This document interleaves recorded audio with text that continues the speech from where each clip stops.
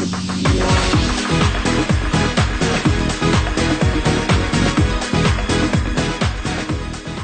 take on the RAWTEL 4 program. And I think it's an awesome program. It's a great way to transition into raw food.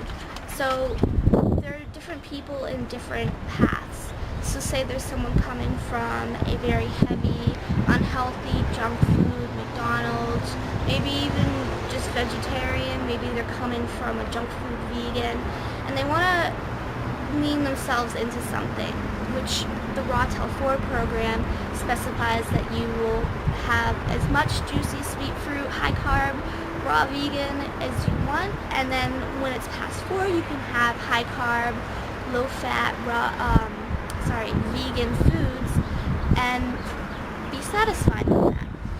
So I want to talk about how I think that's super beneficial depending on where you are in your journey of health. So I think it's super beneficial for someone who's just coming out and just trying and exploring new things. Not everyone will be able to get fruit.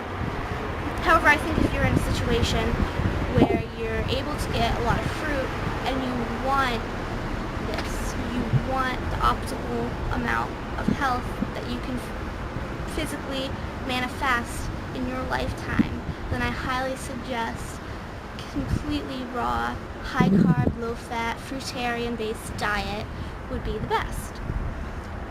Personally, I think that's what works the best for me. That's where I am at this point, but definitely someone can come in and try this. And I think it helps spread the message. The most important message isn't necessarily raw food. I think one of the most important messages is the high carb, whole food, plant-based lifestyle. And I say this because you could have raw food but also be very high gourmet raw, which is not healthy at all. It is very bad for your blood oxidation, for your athletic performance, and for other things. If I was to choose between the high-fat raw or the high-carb cooked, I would almost always choose the high-carb cooked version, depending on what the ingredients were in the raw food.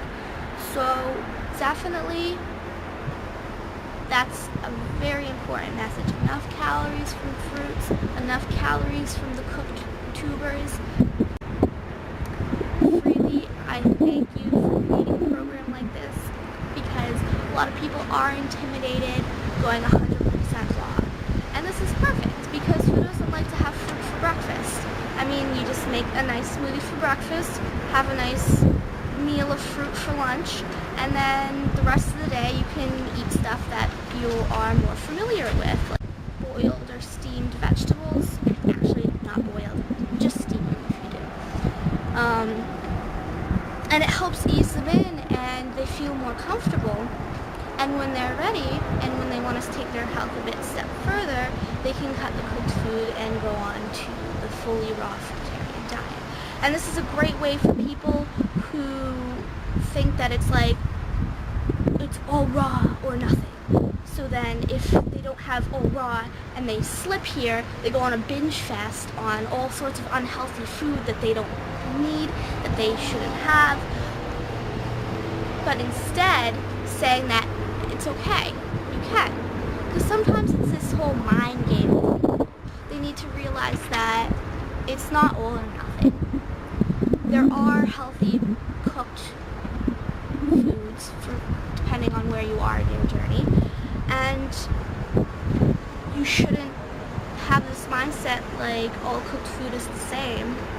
I mean, McDonald's hamburger versus a big plate of rice is not the same.